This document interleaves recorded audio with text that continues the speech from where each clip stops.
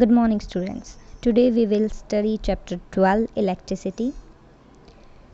Electricity has an important role in modern society, and that is because of its applications and its properties. It can be controlled and it is a convenient form of energy. Thus, it is used at many places like homes, schools, hospitals, industries, and so on. In this chapter, we will learn what is electricity, what is it made up of, and how it flow in an electric circuit.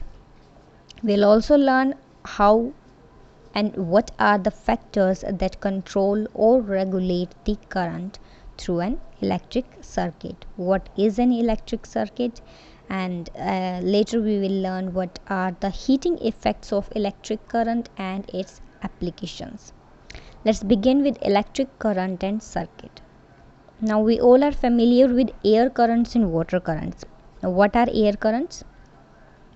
Air currents are nothing but the air, moving air, which is also known as the wind.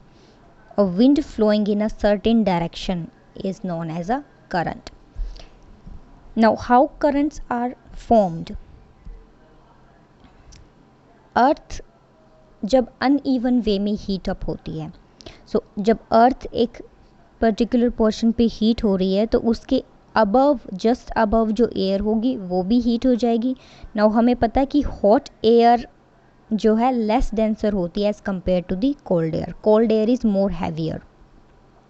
So hot air हल्की होगी और expand करेगी upward. अब उसकी जगह को fill करने के लिए जो हॉट एयर के अबव कोल्ड एयर है विच इज़ हैवियर, वो पुश करेगी डाउनवर्ड ताकि वो हॉट एयर को रिप्लेस कर सके. जहाँ से हॉट एयर ऊपर जा रही है वहाँ पे कोल्ड एयर नीचे आ रही है. इस तरीके से एयर करंट्स प्रोड्यूस होते हैं. सिमिलरली वाटर करंट प्रोड्यूस होते हैं जब वाटर फ्लो करता है.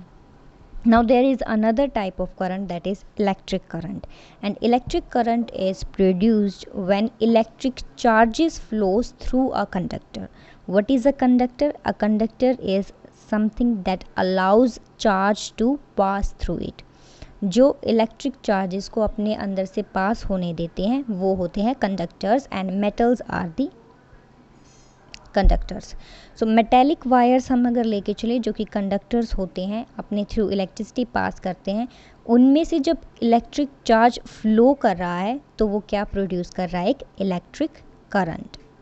We can say there is an electric current in the conductor.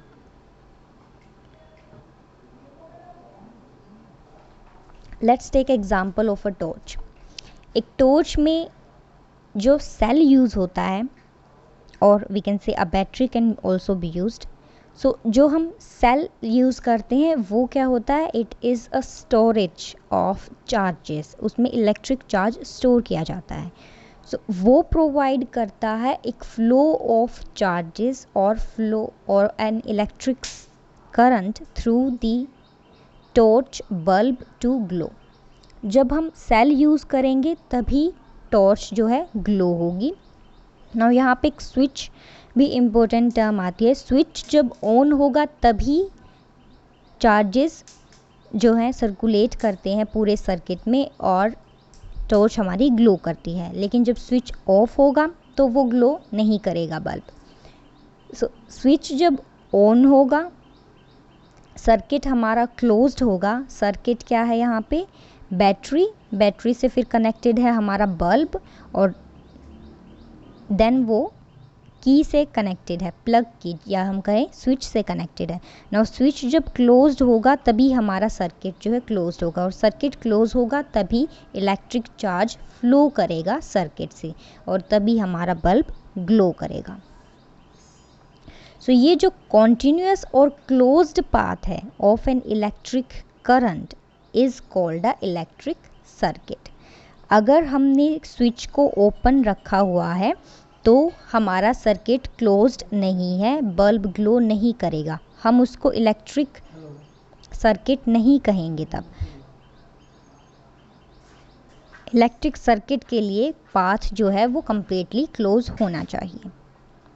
So current कहाँ से फ्लो कर रहा है, बैटरी से फ्लो कर रहा है, चार्जेस बैटरी से फ्लो कर रहे हैं और then they pass through the bulb and then back to the another terminal of the cell.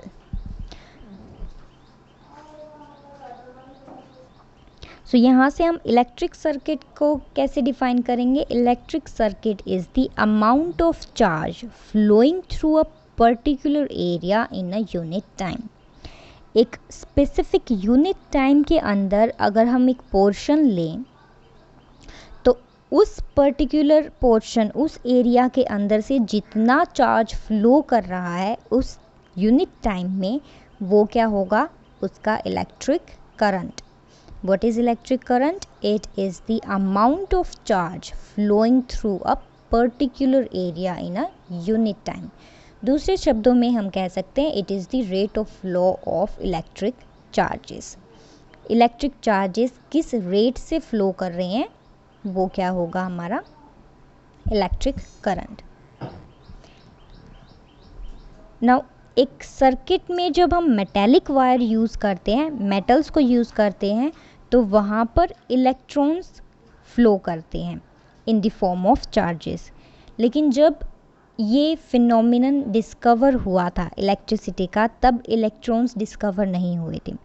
सो उस टाइम में माना जाता था कि पॉजिटिव चार्जेस फ्लो कर रहे हैं। सो पॉजिटिव चार्जेस फ्लो करते थे into the direction as is the direction of electric current. जिस डायरेक्शन में इलेक्ट्रिक करंट फ्लो कर रहा है उसी डायरेक्शन में पॉजिटिव चार्ज भी फ्लो कर रहा था। सो देन जब डिस्कवर हुआ कि एक्चुअल में पॉजिटिव चार्ज नहीं बल्कि इलेक्ट्रॉन्स, नेगेटिव चार्ज फ्लो कर रहा है, देन थ्योरी क्या दी गई कि जो इलेक्ट्रॉन्स हैं वो अपोजिट डायरेक्शन में मूव कर रहे हैं in as compare to the direction of the electric current. अगर इलेक्ट्रिक करंट सर्किट में राइट हैंड साइड मूव कर रहा है तो electrons left hand side move कर रहे हैं। नाउ लेट अस कंसीडर जो नेट चार्ज हमारा फ्लो कर रहा है, net amount of charges flowing through an electric circuit, हम Q से रिप्रेजेंट कर रहे हैं। सो जिस क्रॉस सेक्शन से वो मूव कर रहे हैं, क्रॉस सेक्शन क्या होता है, एक स्मॉल एरिया, एक सेक्शन, पूरे एंटायर वो कंडक्टर में एक छोटा सा सेक्शन जब हम लेते हैं जिसको अंडर ऑब्जर्वेशन रखा जाता है, that is our cross section. So cross section of a conductor जिससे कि चार्ज फ्लो कर रहा है, उसमें नेट चार्ज जो फ्लो कर रहा है उसको हम Q कंसीडर कर रहे हैं और जिस टाइम के लिए वो फ्लो कर रहा है उस टाइम को हम T कंसीडर कर रहे हैं। सो करंट क्या होगा, इलेक्ट्रिक करंट, और you can say simply current. Current को हम रिप्रेजेंट कर रहे हैं I से। So current is what, the amount of charge flowing per unit time. So Q by T, यहाँ से हमारा फॉर्मूला आता है I is equal to Q by T, where I is the electric current, Q is the amount of charge flowing and T is the time for which the charge is flowing. Now SI unit और we say standard unit जो है electric charge के लिए, electric charge यानी Q के लिए, वो है कूलम्ब। एक कूलम्ब किसके इक्वल है, 1 coulomb is equal to 6 into 10 to the power 18 electrons का चार्ज। एक कूलम्ब किसके बराबर होगा, 6 into 10 to the power 18 electrons में जितना चार्ज होगा उसके बराबर होगा एक कूलम्ब। और एक इलेक्ट्रॉन में कितना चार्ज होता है, 1.6 into 10 to the power minus 19 coulomb, ये चार्ज होता है एक इलेक्ट्रॉन में। नाउ SI यूनिट चार्ज के लिए तो क्या है, कूलम्ब, और करंट के लिए क्या है, एम्पियर। जो इलेक्ट्रिक करंट है उसके लिए SI यूनिट है ampere. Ampere is named after the French scientist Andre मरे एम्पियर, उनके नाम पर ही उन्होंने इलेक्ट्रिक करंट की जो यूनिट है उसको एम्पियर रखा था। नाउ 1 एम्पियर इज व्हाट, जब भी हम यूनिट्स को डिफाइन करते हैं तो जो हम अनदर यूनिट लेके चलते हैं वो हम स्टैंडर्ड लेके चलते हैं, यूनिट फॉर्म में यानी कि 1 की फॉर्म में लेके चलते हैं। सो 1 एम्पियर हमें कैलकुलेट करना है तो हम चार्ज फ्लोइंग भी कितना लेके चलेंगे, amount of charge following is 1 coulomb, और टाइम कितना लेके चलेंगे, 1 second. So 1 ampere is constituted by the flow of 1 coulomb of charge per second, 1 coulomb charge 1 second में फ्लो कर रहा है तो करंट कितना प्रोड्यूस हो रहा है, 1 एम्पियर। ठीक है। नाउ स्मॉल क्वांटिटीज़ में जब हम करंट को मेजर करते हैं तो हम उनको मिली एम्पियर और माइक्रो एम्पियर में मेजर करते हैं। मिली होता है 10 टू द पावर -3 और माइक्रो होता है 10 to the power -6। So 1 milli ampere will be equal to 10 to the power -3 ampere and 1 micro ampere will be equal to 10 to the power -6 ampere. Then आती है हमारी इंस्ट्रूमेंट जो measure करते हैं electric current को। एक इलेक्ट्रिक सर्किट के अंदर कितना इलेक्ट्रिक करंट फ्लो कर रहा है उसको हम मेजर करेंगे इंस्ट्रूमेंट से, that is ammeter. Ammeter is the instrument.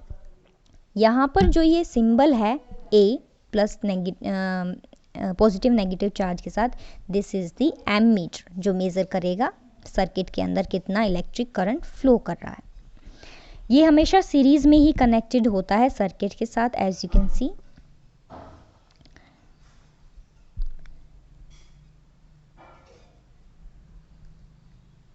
Now let us see an example. हमारे पास यहाँ एक डायग्राम दिया गया है जहाँ पे